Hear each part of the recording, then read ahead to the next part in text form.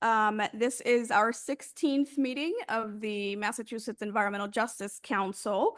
And first, I'll turn it over to our amazing contractors who help us deal with logistics every single time, ERG, to run through some logistics on interpretation and others.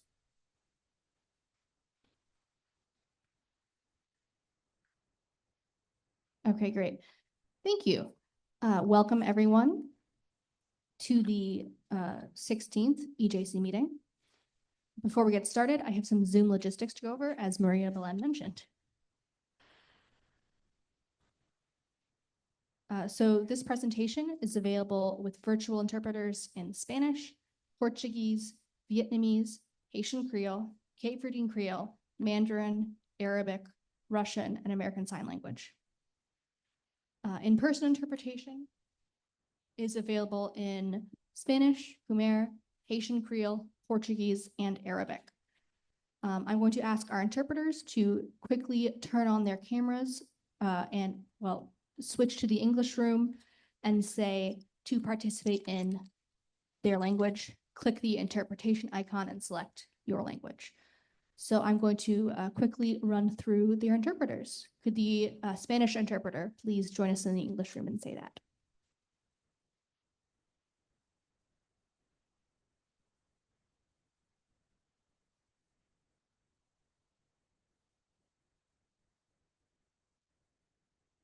Thank you.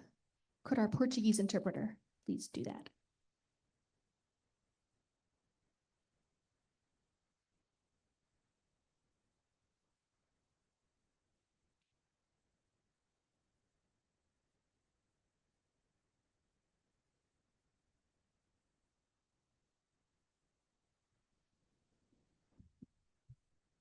Thank you. Could our Vietnamese interpreter please join us?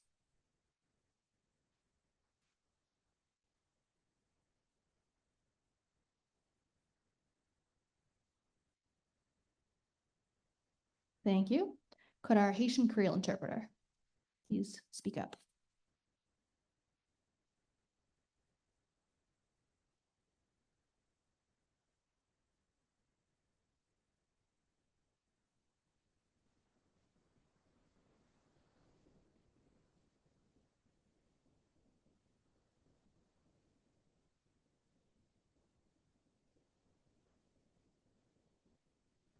Thank you.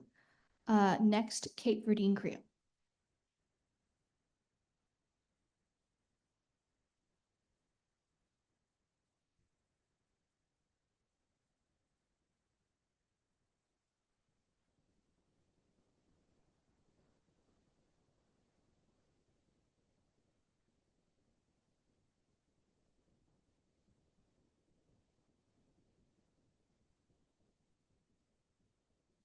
Thank you.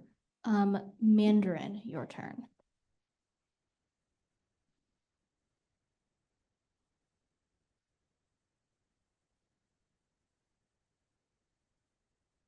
Wendy, I think you need to switch to the English channel.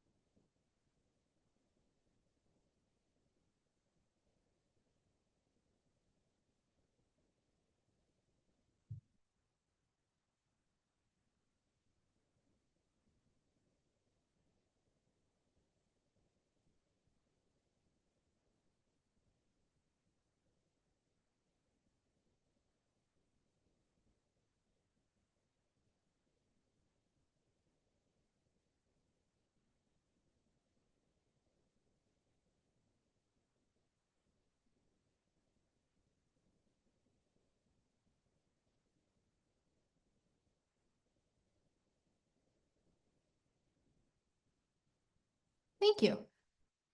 Arabic.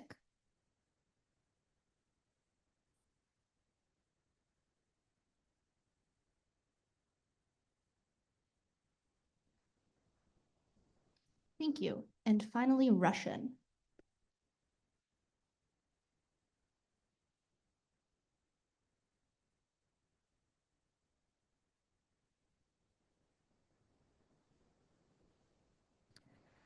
Thank you.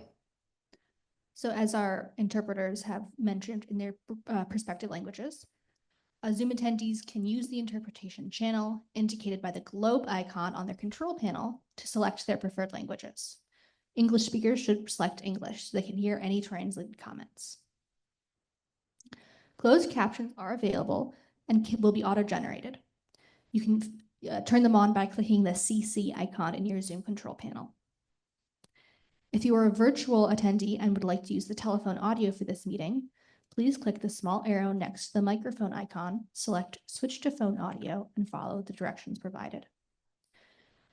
Virtual attendees can send an email to meetings@erg.com with any technical questions. Translated versions of the presentation and agenda are available at the Environmental Justice Council website, linked in the chat. Attendees can submit questions to the Q&A box, and if you would like to make a comment during the time for public comments, you can raise your virtual hand and I can unmute you. If you are commenting in another language, please speak into your language channel and your interpreter will translate the comments into English. Or you may type a comment into the Q&A box and I will read it out loud. In-person attendees who are asking questions, please make sure to speak into the microphone so virtual attendees can hear you. For all of our speakers, please speak slowly to accommodate our interpreters. Please use simple language and minimize the use of acronyms. Finally, I would like to remind the council members to only use the chat function for meeting logistics and for no other communication in accordance with open meeting law. Now I'll turn it over to Maria Belen to go over the agenda and roll call. Thank you, Kessel, and thank you to ERG and all of the interpreters. It takes a lot of coordination to have these meetings be multilingual, so really grateful to the interpreters and ERG in helping us through the logistics. Thank you also to the North Shore Community College for hosting us. And as we travel across the state, I'm really grateful for the council members for making that effort and also trying to figure out to really go to every corner of the Commonwealth so that we are accessible virtually and in person. And we are also working on figuring out logistics for perhaps helping with transportation or childcare as we move from meeting to meeting. And now I'll do a roll call, starting with Kalila Barnett. Hello. Madeline Fraser Cook. Melissa Ferretti. Present. Cheryl Holly.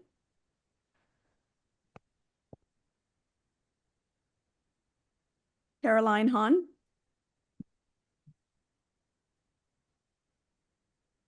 Namrita Kapoor.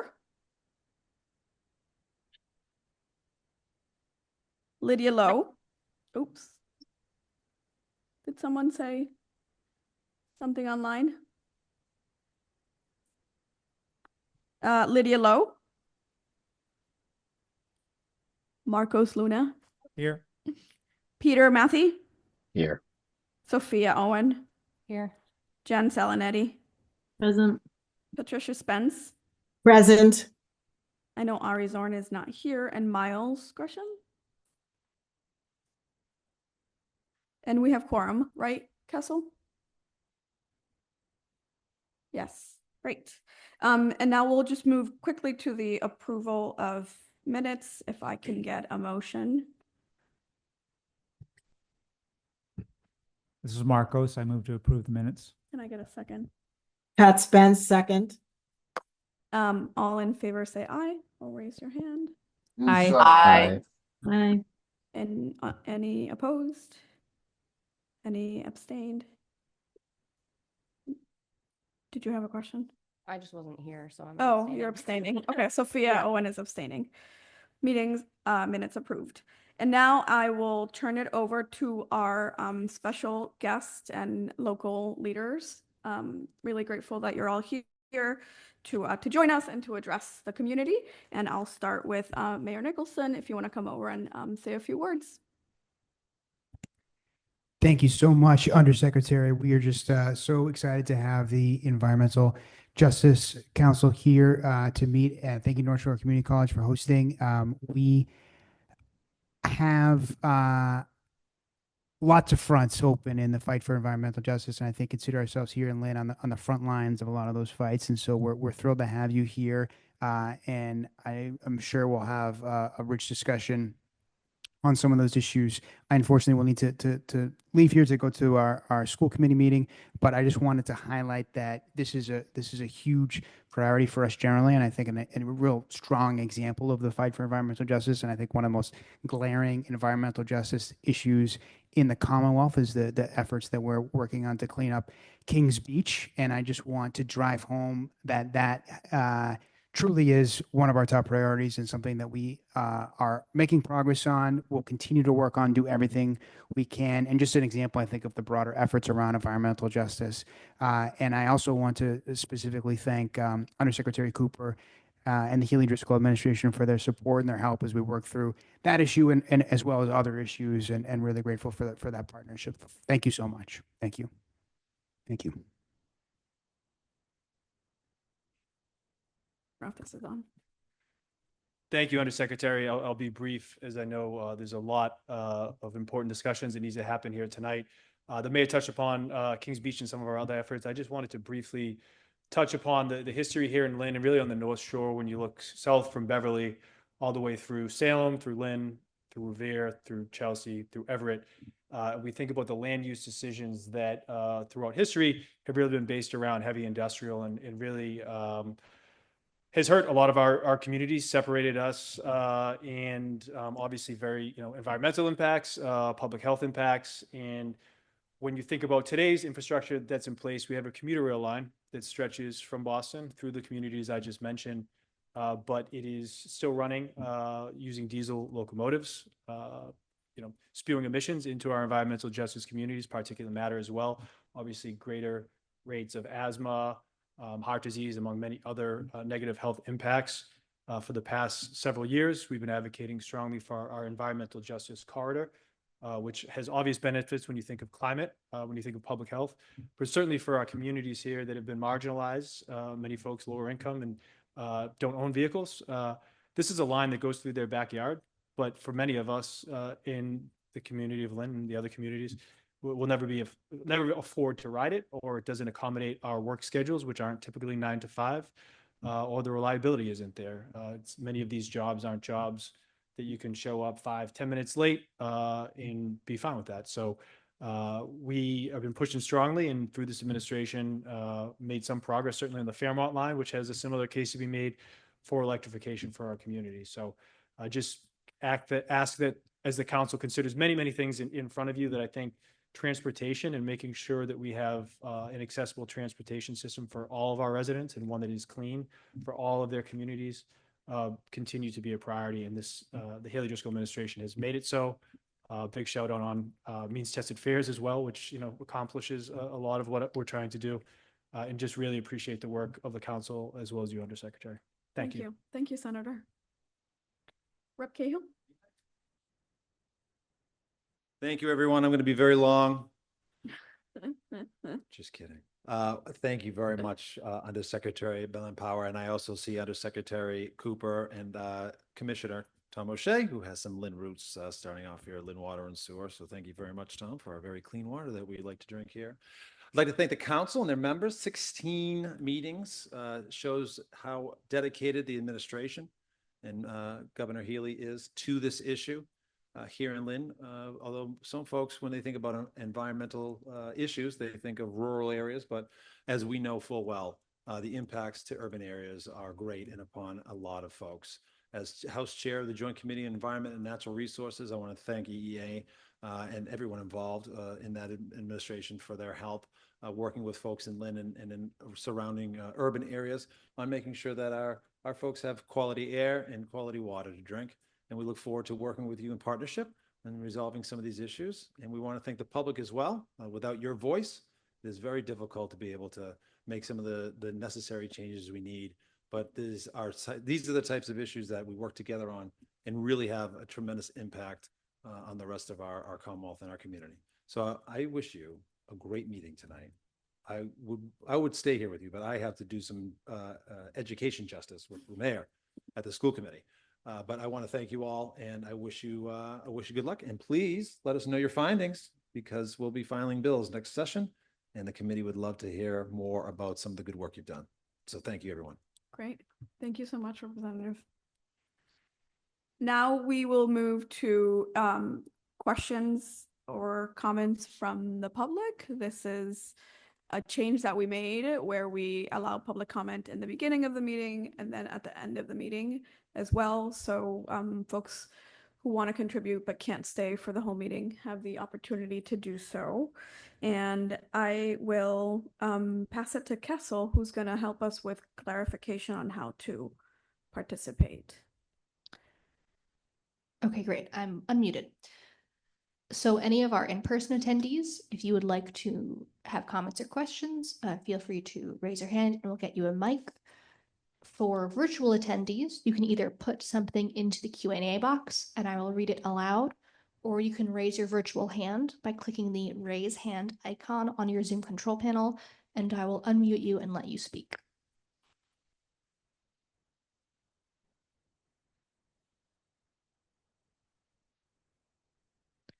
All right, we have someone who's raising their hand virtually. Erica, give me a couple seconds. All right, you should be able to unmute yourself and talk. Hello, can you hear me? Yes, we can. Hi, my name is Erica Holm, and I am on the city staff at the City of Lynn. I am the Urban Forestry Fellow, working on several large grants we received for urban forestry. And I just wanted to thank the mayor and everyone who's talked tonight and the council for coming to Lynn and talking about environmental justice. Part of environmental justice is ensuring that there is tree equity and urban tree canopy in the city of Lynn. So I'm excited to see what you guys talk about, even if it's not related to trees.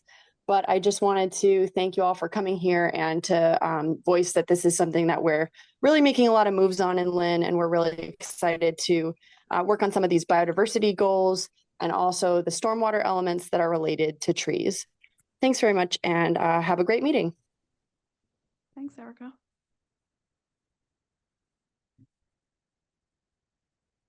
You can come up, yep. Kessel, we have an in-person person. Hi, my name is Mary Sweeney. This is my very first meeting. Someone alerted me to this and invited me, so I came.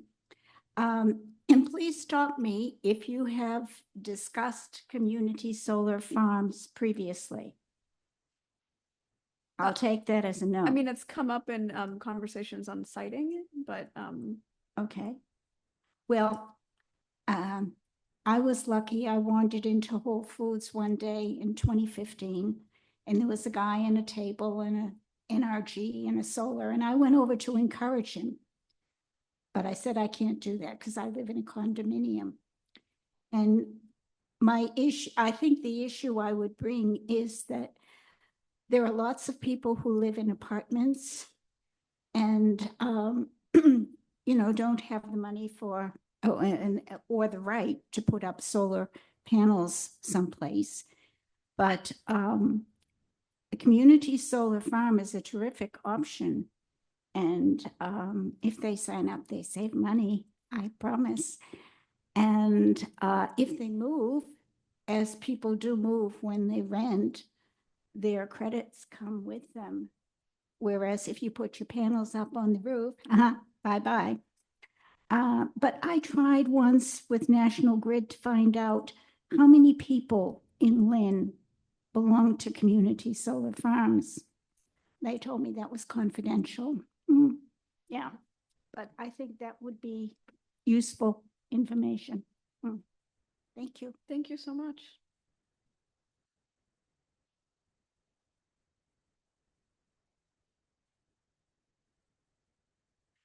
Anyone else, Castle? No one else has their hand raised, and we have not gotten anything into the Q&A yet. Great, so we can move to our guests and topics for today. So I'll introduce Commissioner O'Shea, who's going to come up and talk about the state's biodiversity goals and the work that he's doing. And I think the clicker is right there. Great, thank you. Thanks, Commissioner. Well, it's so nice to be here. As you might have heard from the representative Cahill, that I indeed do have Lynn roots. I actually was our first park ranger for the city of Lynn in the Lynn Woods, and it's such a treasure and asset for the city. And it's a great example of how nature and the city can be together and benefit a city. And I have firsthand knowledge of how much love and care the city of Lynn has given to the woods and how much they still do today. So with that, I will just again thank you, Undersecretary, for inviting me as Commissioner Tom O'Shea, Department of Fish and Game, to present our work to the Environmental Justice Council. And thank you, Environmental Justice Council, for all the work you do and inviting me to introduce myself and the work of our department. I'm excited to share a few things. One is our strategic plan, which has a heavy emphasis on environmental justice, as well as our ongoing work to develop nation-leading biodiversity goals, which were part of the executive order of Governor Healy signed last September. So we have a lot to talk about tonight. I'll try to keep it, though, relatively short, but we are very excited about all the things that we're working on. And we're very much looking forward to your input, because this is still work in progress. And, you know, we really need to shape this work with your input and guidance and leadership and expertise and knowledge of this area. Before I begin, though, I have to say that we are very fortunate at the Department of Fish and Game to have our new environmental justice liaison, Conrad Crawford. And Conrad comes to us with a lot of experience, both in terms of community work, as well as working with the state. And he really is such an asset. And we're glad to have you, Conrad. With that, I'm going to talk a little bit about, you know, people say, Department of Fish and Game, we didn't really expect your agency to be quite there working on environmental justice, thinking environmental justice as, you know, dealing with a lot of the burdens, environmental burdens in communities and in affected environmental justice populations. But we think we have a role, and there's something that we can do to really, I think, add benefits and really help the well-being and health and quality of life for those environmental justice communities that may not see us in that way. And we want to talk about that. So first, we're going to say a little bit about, and I should probably start using the clicker here, right? A little bit about who we are. We go back. And so we are a department with 4 divisions. And just to orient everybody, that includes Mass Wildlife. You may have heard of them. Division of Marine Fisheries, so they oversee our commercial and recreational fisheries in the ocean. Division of Ecological Restoration, that works to restore our rivers, wetlands, and streams. And you'll often hear about them involved in big dam projects and within cities. And also we have the Office of Fishing and Boating Access that helps to manage and provide access to waterways in the Commonwealth. In fact, 300 sites in partnership with communities. So it's a great way to provide physical access to people to the water. We also, you know, have some particular programs that I think I'd like to share that we already do in terms of our work. And go back a sec here. We are working on a number of programs that have been part of what we've done for a while, but are expanding and are really core to our work with environmental justice communities and populations. We have our hunter education program, and we work with community organizations, youth groups, and our tribes to expand access to hunting education. And shooting sports and hunting is something that is a growing activity for a number of diverse communities. Access to fishing in urban areas. We have a trout stocking program. We stock thousands of trout across the state, including our cities and towns like Lynn here. We provide fishing clinics for adults and youth to help them learn how to fish, and also on the saltwater as well. So we do a lot there. And we are working on a number of new initiatives in terms of language access. And that's a big part of what we need to do, because I think that a lot of what we do is not necessarily familiar with some of our limited English proficiency communities, and we can do a lot to really help engage with them, and they can learn about what we do and what that means to them. So we have a lot working there.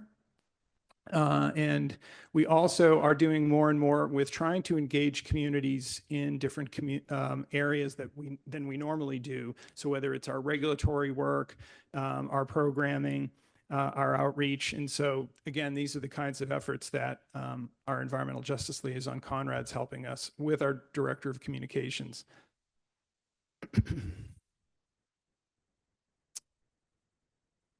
We are working on many more things, and some of this goes back to our new strategic plan, which you can find online. In this strategic plan, we called it Connections, and we really feel that that's a key theme.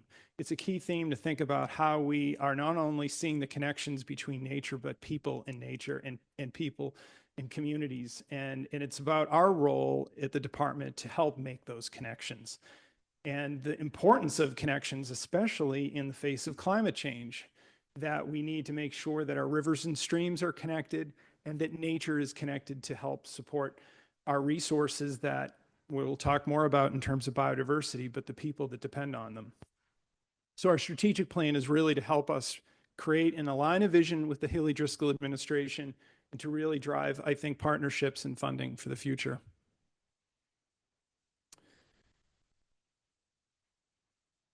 So these are the three themes, and I mentioned that, you know, environmental justice is at the core of what we're doing in our themes. It's kind of a new area for our department to really focus on. And so for all of us, I think we're all learning how to do this, and that's why meetings like this are really important for us to learn about how do we engage with environmental justice communities, and how can we play a role and help. Biodiversity and climate is a really important connection, and we're making that connection that places that are more biodiverse are also more climate resilient. And then we have to also realize that not everybody knows who we are, and we have to increase our visibility and our relevance to all Massachusetts residents. We have certainly a core constituency who have known our department for a long time and are still very important to our work, but we really want to expand who we are and our identity and our capacity to expand our work in environmental justice in other areas.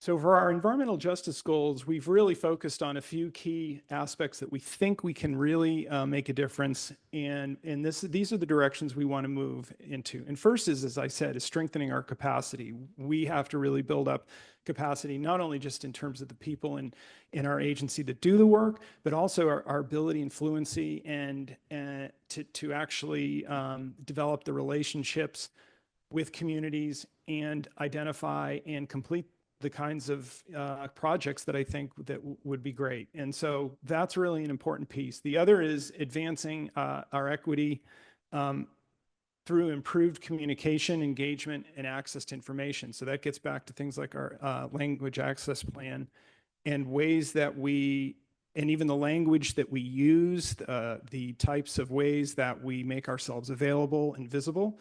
And so that's, and by the way, you can go and look exactly at there are many objectives and key results. So there's a lot you can dive into, and would really encourage you to do that. And the next is to improve access to nature and its benefits. This is both physical access, and it means a number of things, which is to say that access is not only can you get to some place, but also do you have it in your community and in your neighborhood, or do we need to find ways to help people find those places that aren't in their neighborhoods? And, you know, we have 200,000 acres of wildlife management areas in the state, but not all of them are in places that are easily accessible. So that's something that we know and acknowledge and would love to work on. And the other important area is that, we have a lot to benefit from and to engage with our tribes in a spirit of reciprocity and respect. And it's something that is very important to us. And we know that our tribes are very interested in what we do, and they have a very deep and long history of knowledge and practice in the care and conservation and the stewardship and really appreciation of our fish and wildlife resources.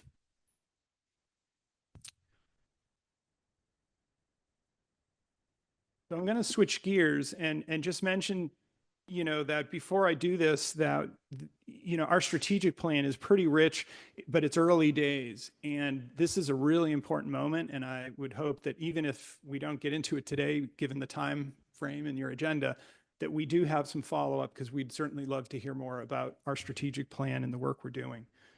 But I do want to switch gears, and that is to get into the biodiversity executive order, which is really an incredible opportunity for Massachusetts and real bold leadership of the Healy Driscoll administration to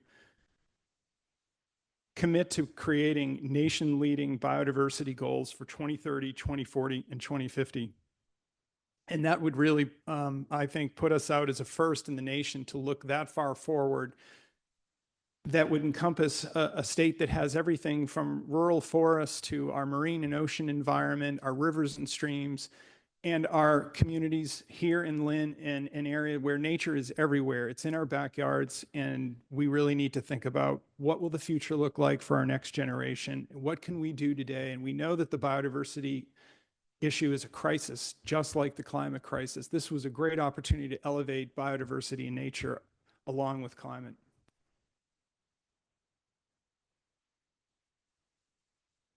So we're going through the process right now of developing and shaping those goals. And we do have, as you can see, some goals and strategies that have been developed through our department and our divisions.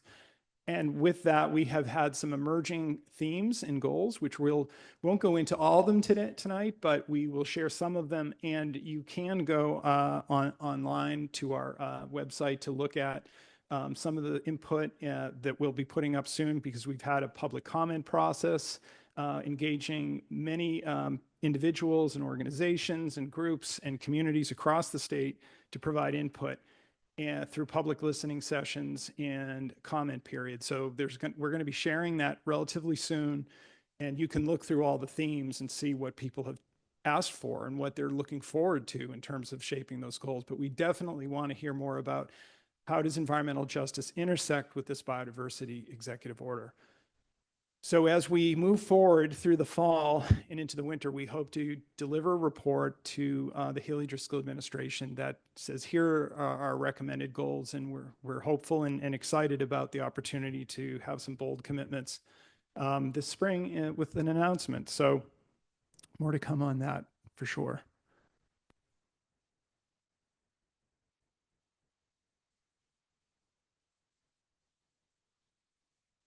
Now, when we use words like biodiversity, people say, well, what is that? And so we routinely would try to provide a definition. And simply, it's really all of the diversity and abundance of life on Earth. And what does that mean for us here in the state? What is our biodiversity?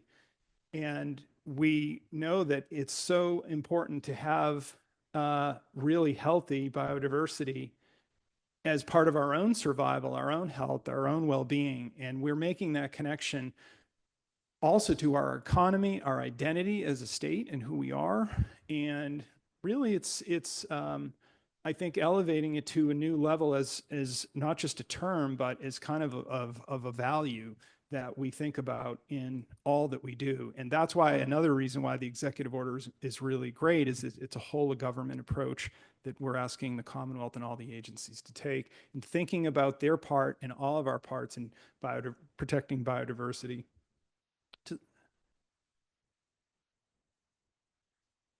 And as I said, it's all around us. So whether it's our, pocket parks, our small pollinator gardens, it could be small meadow areas, our rivers, our ponds in our communities, our backyard gardens. I mean, all of this is part of biodiversity, and there are things that we can do to enhance that, make it healthier, and really more diverse in terms of not only the plant life, but the animal life. And it's really wonderful to see. I'm sure all of you have seen these types of places that have a lot of native plants and flowers, and even if it's a small area, it just has such an impact in really even in our outlook on life and in the daytime.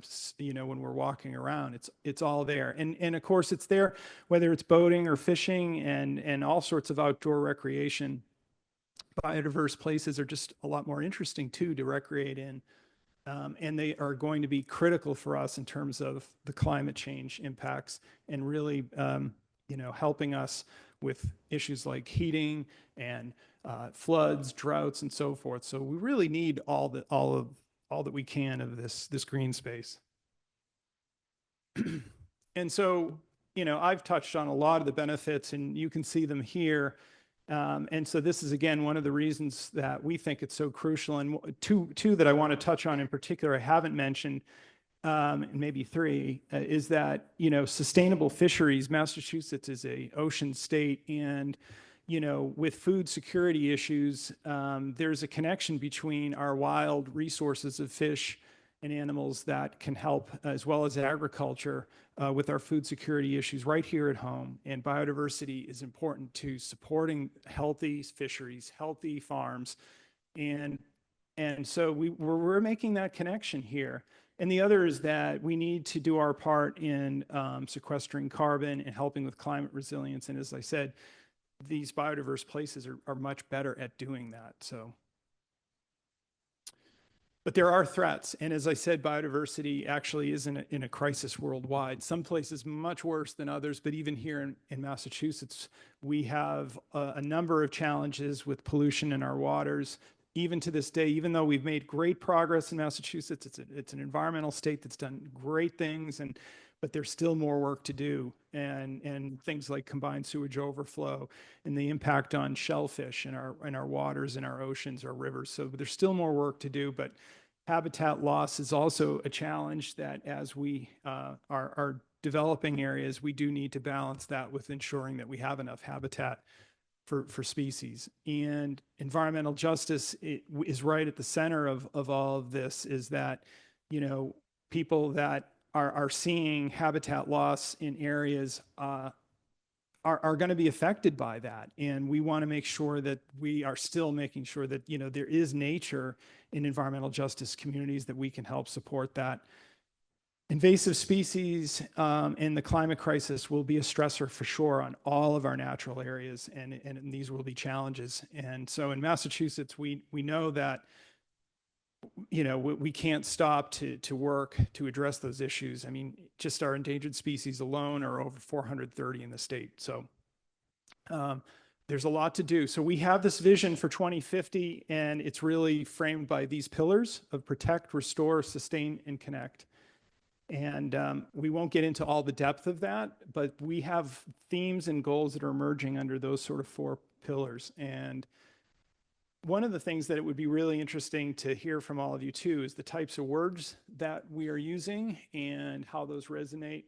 But we do believe that sustaining and connecting is an important piece, that when we talk about biodiversity, people are a part of that, and making sure that we are sustaining our economy, our food security, and all the clean water and things that come from a biodiverse and well-managed natural areas is important. And then connecting people with nature, as I've said.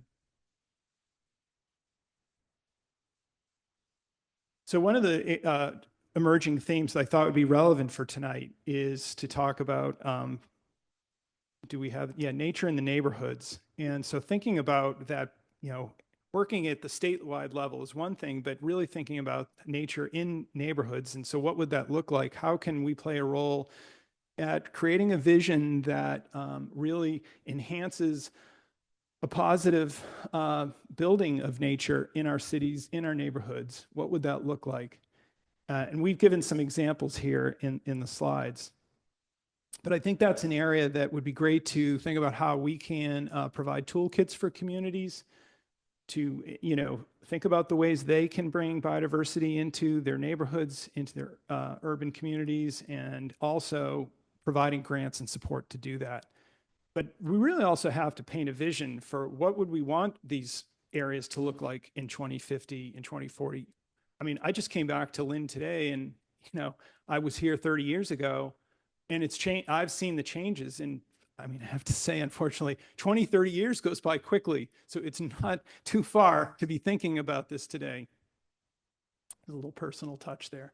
And then food security, I really want to highlight that we are already doing some great work there. We have the Hunters Share the Harvest program, where hunters donate venison to various organizations, for instance, Food for Vets, where we were helping families in need.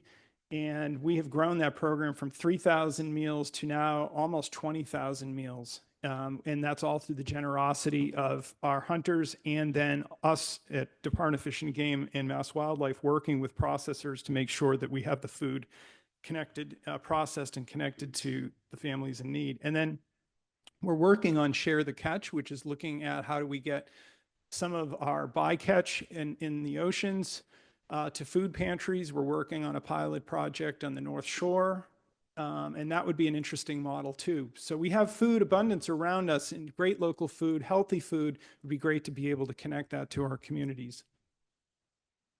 So those are just a few emerging themes, and we'll wrap on nature in the classroom. If we are going to really create a generation that cares about biodiversity and the real importance of it, then they'll need to understand its value and be fluent in talking about it and really feeling comfortable also and belonging in nature and being able to talk about it with others and think about careers and pathways for jobs in the restoration part of the green economy. And there's going to be a lot of work, I can imagine, that's going to be needed by the next generation to really restore our natural areas and as well as work on our climate crisis. So I think now is the time to bring nature into the classroom in a much more meaningful and real way. So I don't want to take too much time, but I certainly would ask that and encourage you to get involved and to, learn more about what we're working on. And we're really super excited about it. This is, we think, a really special, important point in time for us. I'll also encourage you again to look at our strategic plan that I have here. And with that, I just want to thank everyone for your time and opportunity to talk. And let me know if you have any questions. But Thank you so much. Yeah. Thank you, Commissioner. I'll open it up to the council. If there are any questions or comments. Marcos. Thank you, Commissioner. That was really interesting. I'm wondering, and you kind of answered it partly, but the initiatives that you're leading on for this executive order seem to cross over in other agencies. So thinking about the farmland in particular, no net loss of farmland. So just curious, is Department of Fish and Game is leading this effort on the executive order, or are you, how is that working in terms of coordination with other departments? That's a great question. And, we have been tasked with sort of developing the report and the recommendations for the biodiversity goals, but we need to be taking a review of all existing efforts across the Commonwealth, all the secretariats and agencies. So we've been meeting with every secretariat, certainly all of our sister agencies in the Executive Office of Energy and Environmental Affairs, receiving their input, understanding what they're doing, what they could be doing more of. That's everything from Mass DOT and education and public safety. I mean, it's across the board. And we're going to take all that together and then see what can we do as an entire Commonwealth to help support biodiversity. And we know that's a big task, and it's not going to be done all through the Department of Fish and Game. This is a really whole of government approach. It's certainly our expertise and area of knowledge. And I think we'll certainly play a role probably in the future coordinating and helping to champion this work, but we can't do it alone at the state either. This is really going to be critically important to have our partners, organizations that are already engaged in environmental conservation, but I think a lot of community groups that we haven't traditionally engaged with to help us with this work, particularly in neighborhoods we haven't had experience in and communities we haven't had experience in. So I think for us, there's a big learning curve, right, and opportunity to bring in others into this. And you know what, we've talked about, this is a biodiversity movement, and it's not just in Massachusetts. There's a global movement going on right now. The UN has a biodiversity framework. There's COP16 in Colombia. California has a 30 by 30 and a very broad plan to protect biodiversity. This is happening in Europe and all over. So, you know, we just need to create that movement, and this is the beginning of it. Great question. All right. We have Pat Spence raised her hand. So you go ahead. I thank you so much for such a wonderful and clear presentation. I understood most of what you said. So it's always a good thing. But I truly believe this is a way to get our communities thoroughly engaged, our EJ communities, in all things in regards to the environment. I mean, just looking at the pictures and the youth being involved in different activities. I'm just commending you and just to say that this is a wonderful way to go about it. And I'll also throw out the fact, I looked at one of your slides, one of the farms, it looks like the Garrison Trotter farm in Roxbury. One of the farms looked familiar. But, you know, definitely wanting to continue this conversation. I guess that's the most important thing to say. This is how we get our community involved. This is how we get our youth involved, because they will be our future environmentalists. That was all. Thank you so much, Pat. And I couldn't have said it better. That was perfect. So really appreciate the positivity and the encouragement, and we look forward to your partnership. So thank you. Melissa, go ahead. Hi, good evening. Yeah, I just want to reiterate and just piggyback on what Pat was saying. You know, thank you for the presentation. I too want to applaud the work and the efforts that I've seen and the changes that have come from some of the work that you're all doing there. Herring Pond Wampanoag was one of the communities that was actually benefited from that deer program this year, or it was last season. We were able to get some of that ground meat, and it, you know, it fed our community, and it's a really amazing program. And as you said, I know it also goes to the vets and other communities that may be in need. So I do applaud the work, and I really appreciate that the state is finally, you know, paying attention to, you know, not only the environmental justice groups, but the state tribes as well as the federal tribes. There's a lot of confusion that somehow federal recognition removes sovereignty. Sovereignty is inherent, and it's really exciting to see the departments and the state finally listening to that and learning to understand that regardless of your political designation, there are still tribal communities in the Commonwealth, and of course our other EJ communities as well. And many of our tribal people are Black and Indigenous as well. So thank you for that. I just wanted to add and you know, applaud you on that while you're here, because I may not get the opportunity later. Thank you. Thank you so much, Melissa. I'm so glad you brought up the Herring Pond, our partnership with the tribe there, and also Aquina we're working with as well on the Hunter Share the Harvest. And we are open to developing partnerships with all the tribes, as you say, and it's really important priority for us. So I'm so glad you recognize that.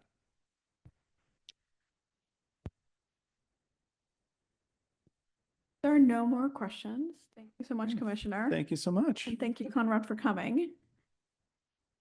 And now I'll move to our next guest. Undersecretary Cooper is here to talk about projects in Lynn and priorities in Lynn.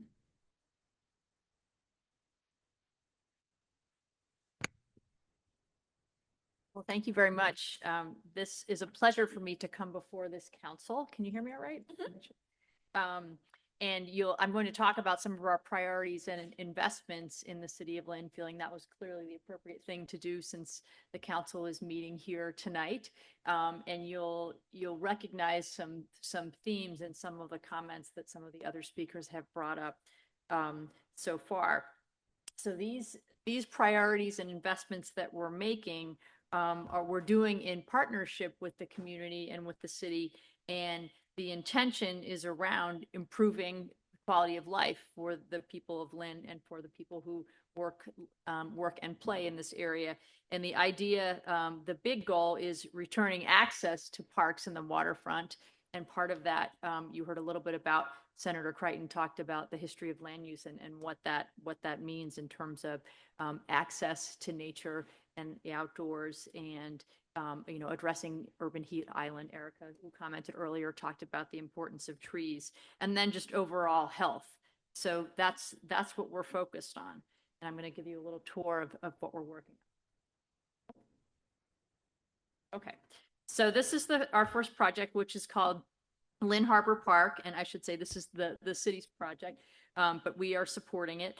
And so this is a former landfill that is right on the harbor, and I would encourage you to visit it if you haven't. It's being transformed into a park, and it's something that a project that the city identified as part of an open space master plan, and our office funded that plan, knowing that the city wanted to think about how do you reconnect with the waterfront and wanted to do that thoughtfully. And so this was one of the proposals that came out of that plan.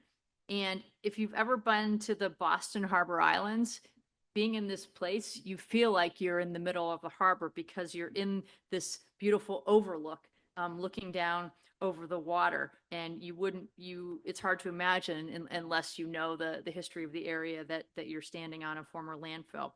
But this new park is already had many trees planted, and many more will be. There is a waterfront promenade with beautiful views, and there's going to be a performance lawn with amphitheater seating and public plazas.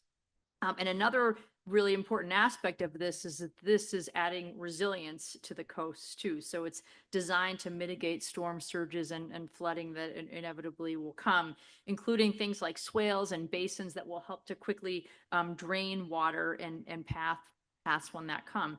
And this is also a place, and Commissioner O'Shea will help us measure the biodiversity here and how much, what are the plants and animals and birds who will thrive here as this park takes shape. And actually what I didn't talk about is the total amount of the investment, but you'll see that in the slides that we've invested $8 million in Lynn Harbor Park, and the city has invested 3.6. So it's a major investment, but well worth it, we felt. So Mayor Nicholson talked about Kings Beach a little bit, and I thought that was a really important priority and issue to talk about here tonight. So this is a beautiful place. It's on the border of Lynn and Swampscott. It's a state beach, so it's cared for by our Department of Conservation and Recreation. And unfortunately, it also has the worst water pollution of any of the metro Boston area beaches, and that is an injustice. And that it is true despite the investment of hundreds of millions of dollars and a commitment of will by state and local leaders and the community, and decades of attention from our state environmental agency, Department of Environmental Protection specifically, and oversight by federal EPA. But it's a challenge partly because of the history of the infrastructure. And Commissioner O'Shea talked about combined sewer overflows. And like many older cities, Lynn had a system of combined pipes, right? Pipes that carry both sewage and stormwater, and heavy rainfalls, they overflow, and there are sewage discharges. And what's particularly hard about this location is that there's an outfall pipe right on Stacy Brook that abuts the beach. So, I mean, the good news is that the hundreds of millions of dollars in investments in eliminating the combined sewer overflows has been helpful. In this last year, there wasn't a single CSO occurrence during the beach season, but now the challenge is dealing with contaminated stormwater, which many communities face that issue, and that's coming from both Lynn and Swampscott, and both communities are working on that, and literally it's very painstaking work, looking at illegal tie-ins to pipes, putting cameras into pipes to figure out where the problems are and where pollution might be coming in. And state and local leaders convened something called the Kings Beach Steering Committee, and many folks may be part of that who are here tonight or know about it, to take a look at solutions. And they hired an engineering firm to help with that. And we, the state, have been trying to do everything that we can to assist. They have looked at a suite of different types of solutions. Some are that are short-term, trying to make a difference in the water quality and return some of that to people in the shorter term, and then maybe some longer-term infrastructure investments. So we've been helpful in looking at very technical issues. You know, if you're trying to do, say, ultraviolet treatment, which is one of the things that's on the table, figuring out how you test that and how you make sure that that you have a good chance of success before you make an investment, say even in a pilot. And so we've spent a fair bit of time with both communities and with the committee, and we're committed to help figure this out. What I chose these pictures to show you that you know, unfortunately, we have to have signs at the beach to tell people that a lot of the time when the red flag is up, you can't swim. And in fact, it's not safe for you to swim. So our Department of Conservation and Recreation has signs in multiple languages just to keep people safe, to know that you can enjoy being outdoors on the beach. But unfortunately, on many days, you can't enjoy being in the water. You know, I would say that we are continuing to stick with it, and we are encouraged by the two communities coming together to work collaboratively on a solution, and we do feel that progress is being made. Oops.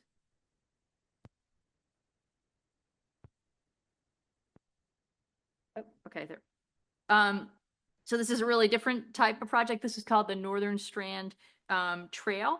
And so this is a multi-use trail that is connecting Everett to Nahant and the communities in between, and it's known as the Path to the Sea. And so over 110,000 people live within half a mile of this place, of this trail, and 96% of them meet at least one of the criteria for environmental justice. And so this is obviously a recreational pathway, you know, a fun place to be outdoors and go for a ride. There are parks that are built along the trail. There are also things like pollinator gardens, but it's meant to be recreational, but it's also meant to help people get from point A to point B. And so it is used by commuters and you know, cyclists, pedestrians alike.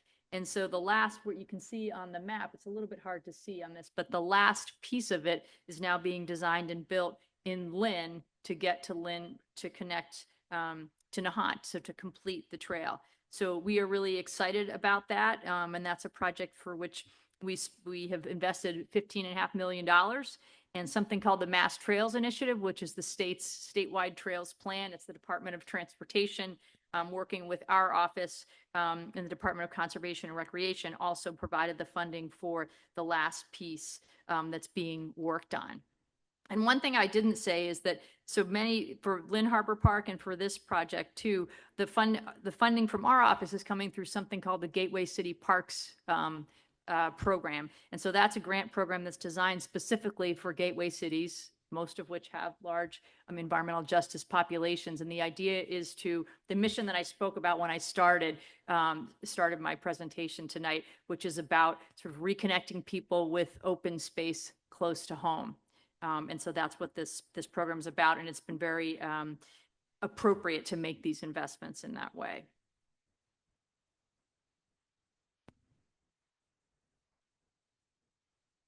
Okay, so this is Lynn Heritage State Park, and this is managed by the Department of Conservation and Recreation. And you can see, maybe folks know it, but you can see on the map that or on the picture that it's right at the waterfront as well. And so DCR is in the process of making major investments in the park. And so they're working on the design now, and then we'll be putting it out to bid, they hope, later this winter. They have to get various easements in place. So they're going to be raising the site for resiliency right along the waterfront here, and building new paths and connecting to the harbor walk so that there's more of a connection for people along the whole waterfront, adding new plantings, a splash pad, and other amenities, as well as, continuing to invest in resilience through things like drainage and renovating the boardwalk and the fishing pier.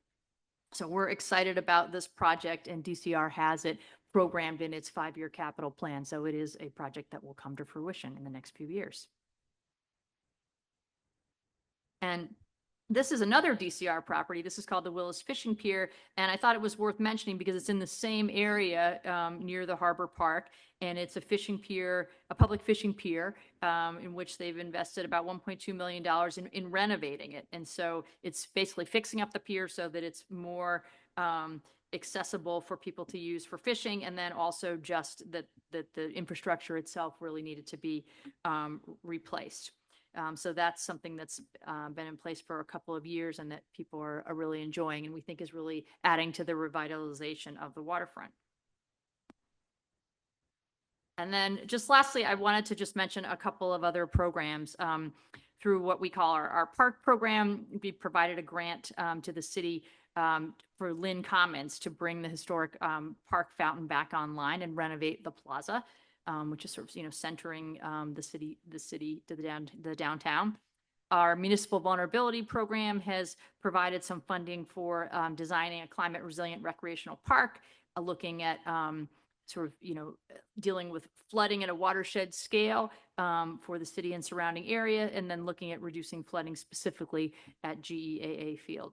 And then lastly, Erica, who spoke earlier, this is for you. We provided some funding for new tree pits and assistance for planting 110 public trees, and maybe Erica's helping to do that. I don't know, but that's part of our Greening the Gateway Cities program, and is specifically around growing canopy in areas that have the least coverage. Again, to help with urban heat island, to help with all the benefits that trees bring that Commissioner O'Shea spoke about as part of his remarks. So that's what I have. That's the quick tour of investments and priorities that we're working on here in Lynn. So thank you for the time, and I'm happy to answer any questions. Thanks, Undersecretary.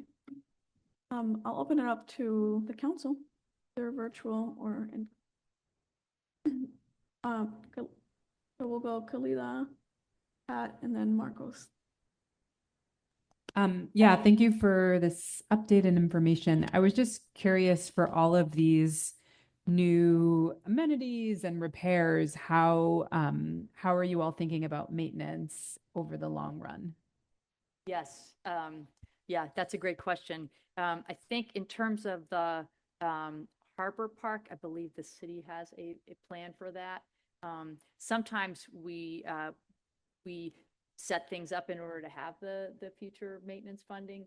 For DCR, we've been able to, in this administration, bring a lot more resources for DCR. So say for the fish pier and for the Heritage State Park, we're in a much better position to be able to keep up. And when we make the upgrades, we also keep that in mind, and try to use materials and do it in such a way that it's easier for us to make. Thank you. Pat? Hi, wonderful presentation. Thank you very much.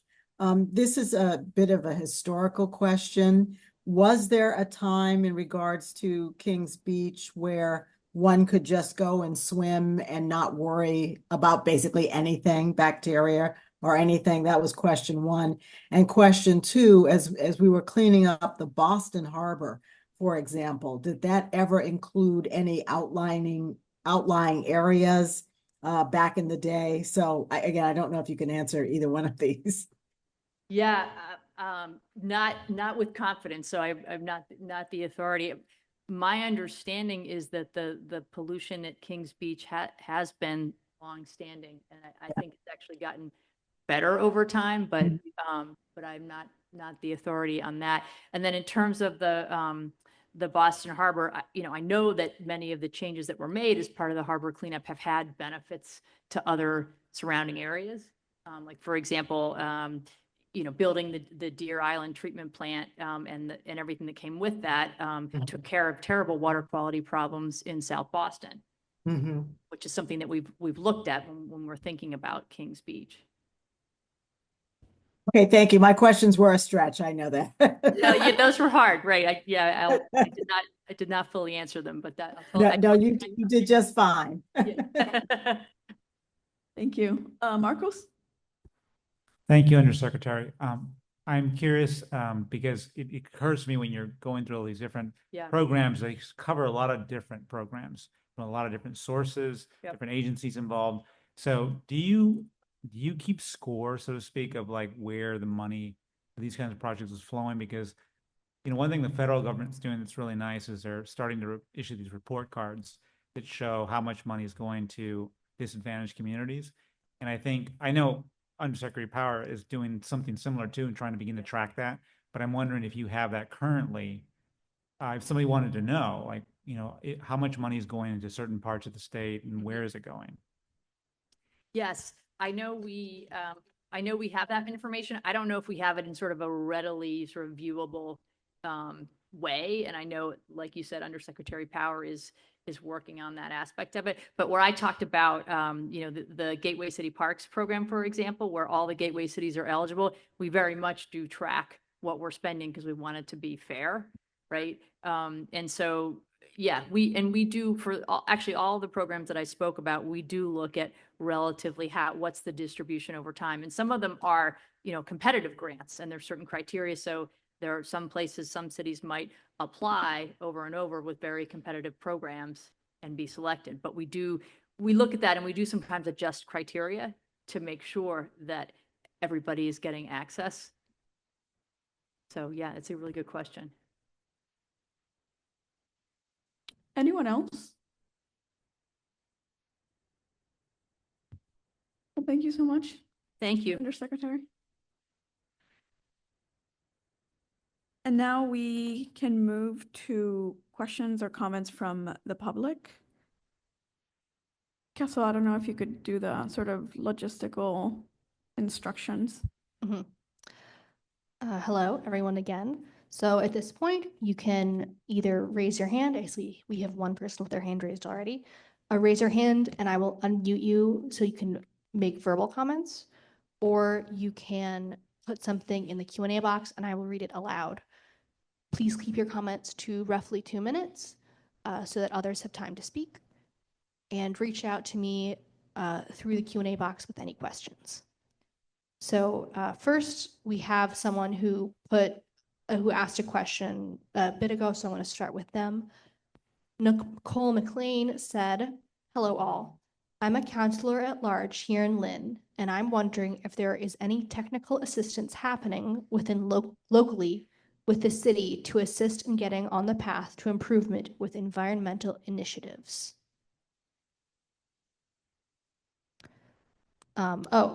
Sorry. They followed up with specifically initiatives with wind energy or solar energy, as is happening in Salem. I would not have that information right now, but I could definitely look into it and get back to you. If you could put your email address in the chat, we can circle back. Great.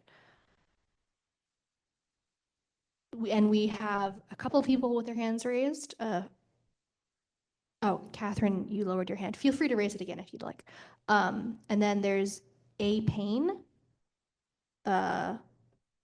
I'm going to unmute you, or here. All right, you should be able to unmute yourself. Good evening, everyone. Good evening, Undersecretary Power. This is Aditi Payne from the North Shore Mass Hire at Salem. I just wanted to introduce our organization and myself. We are based in Salem. We're the workforce development place for 19 communities on the North Shore. And we very, very much appreciate being invited to this, both with Salem being the kind of the core of the offshore wind development in Salem, and as part of a number of sectors that include offshore wind, clean energy, advanced manufacturing, medical sciences, as well as youth initiatives. We work with both Votex at Essex Tech and shortly with Lynn Votech, as well as the North Shore Community College. We have wonderful networks here. And I just wanted to tell Undersecretary Powers to come, talk to us. We're in the midst of a Massachusetts Clean Energy Center grant that allows us to work specifically with environmental justice communities, whether it's income, language, minority, or any combination thereof. And, we're part of developing the first clean energy offshore wind cohort training with local Votex schools every few months, having graduated our first cohort of 14 students from chiefly Lynn, Salem, Swampscott, and Revere. And our mayor, Dominic Pangalo, was the chief guest at the graduation at Essex Tech. So to answer the caller's question about clean energy training, come talk to us at Mass Hire Salem Clean Energy Program, and also would invite Undersecretary Power to come talk to us, meet with us. We're 20 minutes away in Salem, doing good work, and 19 communities in the North Shore, including Lynn. Thank you. Thank you so much. Yeah, if you could also please put your email in the chat, that would be great. Certainly. Thank you.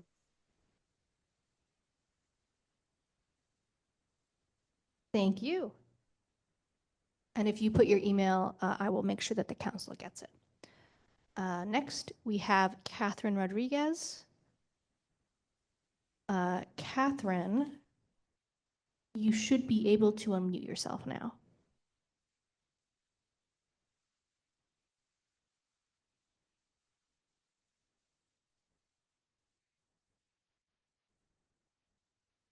You're unmuted, but we can't hear you.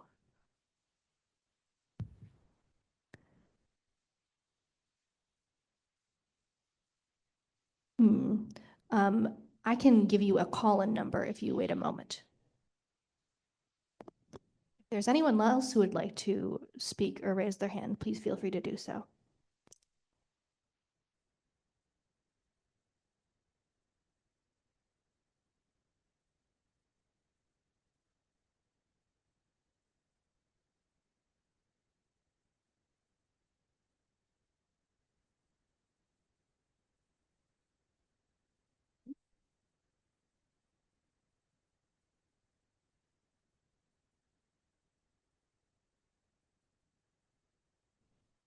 Are you giving her a number to call? Yes, Okay. sorry. For everyone No, who that's is okay. online, I am finding the call-in number.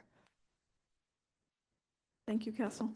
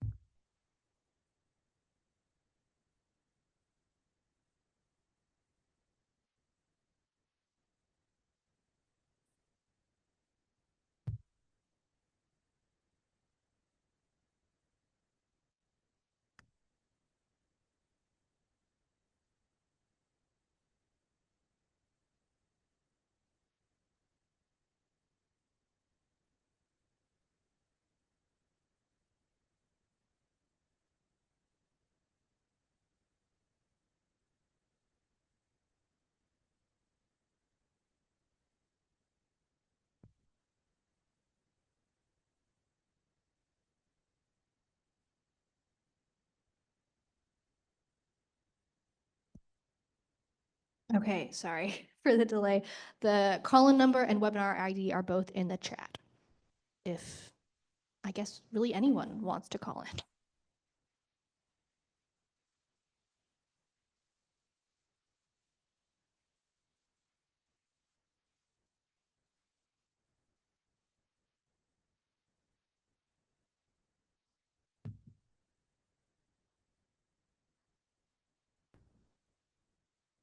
Oh, we also previously got a comment from somebody who was interested in the email, or sorry, the web address for the biodiversity EO. So I'm going to add that to the chat right now. Thank you, And you can Castle. go there for more information.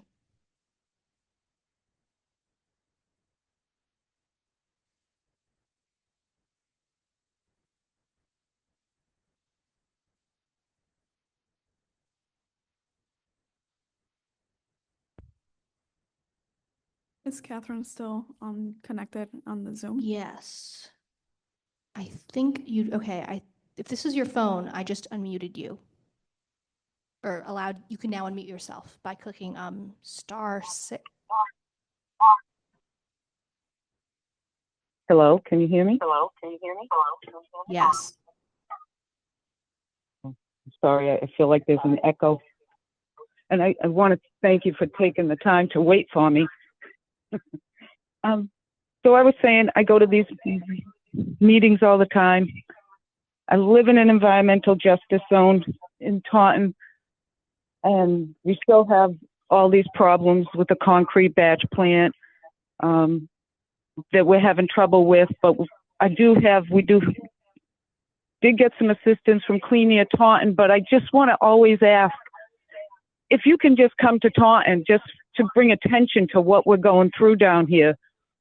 We would appreciate it, or anywhere in this area, because you feel like you're alone here. You try to go to your city for assistance and you have no credibility. We founded this group and we're trying to get some to let people know what we're going through. So I just want to say, if you can think about us coming down in the area, we would appreciate it. Thank you. Thank you for calling.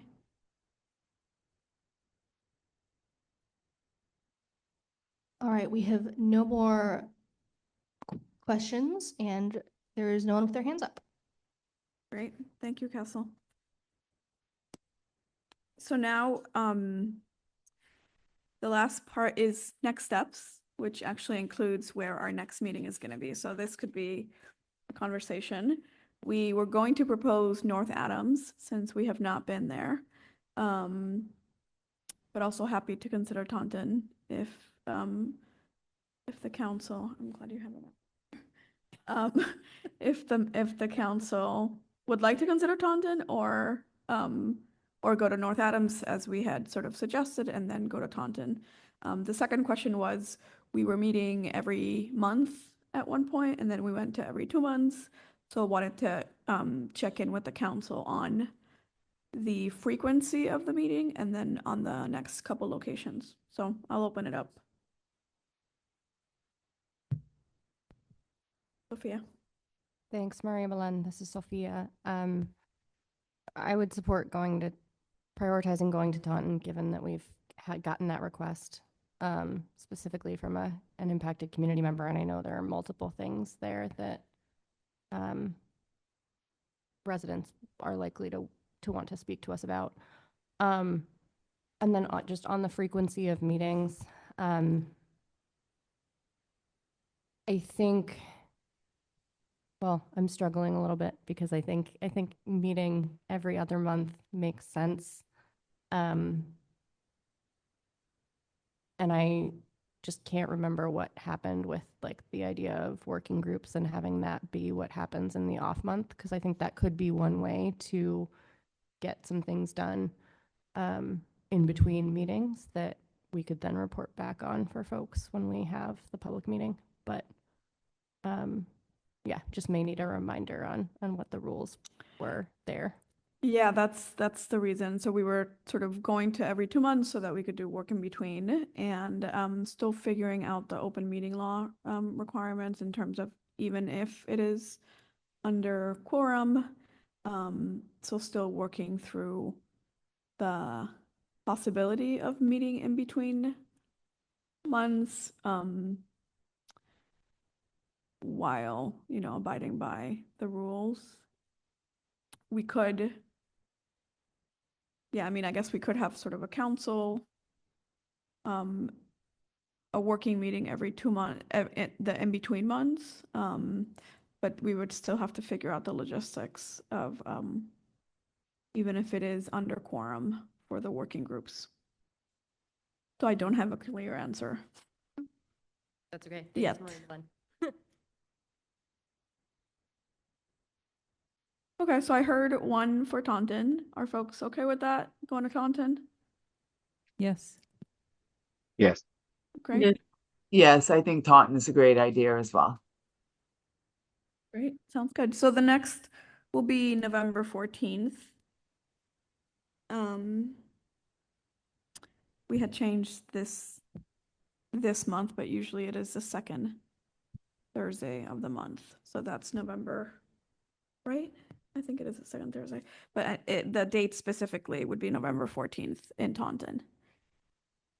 And then before also closing, there were a couple questions I wanted to ask. One is not a question, but just sort of sharing with you that as I develop the agendas for the meetings, I welcome suggestions if there are topics that council members want to learn more about or other agencies that you would like to hear from. We've heard, we've heard from the DPU on the siting, when the process was going on for the siting commission. We heard DOER on hydrogen, DEP on cumulative impact. So so welcome your suggestions.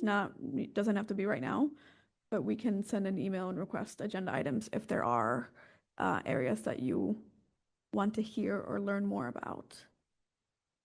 Yeah, I thought, Maria, maybe one point, I know this is, it doesn't cover all the EJ communities, but I thought we could maybe talk about the, just to familiarize maybe some of the other groups and others in the community and the state, that Bureau of Indian Affairs, I know you and I had discussed the EJ strategy, the tribal EJ strategy. So I just wanted to take a look at that. I thought maybe it could just be something we maybe talk about a little bit. Yeah, that's definitely something we could work on between now and the next meeting, and it could be Or or even, just in the future. So Yeah. thank you. Absolutely. So I see Jen, I think. Thank you. I'd like to just generally add that I really feel like we need space as a council to determine what our priorities are, to come back to reviewing the EJ definition, just thinking about what it is as a council that we would like to be bringing as priorities to the governor. I feel like we just don't have time for that in these meetings, and I'd like to see that prioritized. So often it feels like the space is more of it's a feedback loop space where we might be making recommendations, but I'm not seeing I get the follow through, the accountability towards the agencies that we have heard from, or not towards, but from the agencies that we've heard from. So I'd like to be thinking about how we can move forward in that way as a council. Yeah, I think that makes a lot of sense. Yeah, I'm thinking about like what success looks like for us, and I guess, and what our priorities are as a council. Yeah, and that was one of the things that I wanted to touch before closing is I mean, I could come up with my own priorities, but it would be helpful it doesn't have to be now, but if folks want to share now, more than happy to listen, but also to think about what are the priorities of all of us, of all of you. You may come from different areas of work or regions of the Commonwealth and want to be responsive to your priorities and like you said, Jen, what does success look like for the council? I think it's a very important conversation that I'm happy to open it up right now in terms of how could we measure accountability and how, do we develop metrics of our own or do we sort of create a shared list of priorities that we want to accomplish in the next, between now and say next 6 months. We could also dedicate the next meeting to that, to sort of going through, if folks want to come prepared to share their priorities, we could. Yeah, I'm just sort It of would be thinking great. Yeah, it's out loud. Go ahead. yeah, just thinking about what time it is now and honoring people's That's true. I putting it on the agenda and leaving a larger chunk of time for a full discussion around this would be wonderful. Great. So I have tribal EJ strategy and then sort of the bigger conversation on priorities and what success looks like. And the meeting, so we'll discuss both of these at our next meeting, and it will be November 14th in Taunton. Great, so now I will move to close, if I can get a motion. Pat Spence makes a motion to adjourn the meeting. Can I get a second? Melissa Ferretti will second. Great. Thanks, everyone. Have a good night. Thanks for joining us virtually and in person. Thank you. Thank you.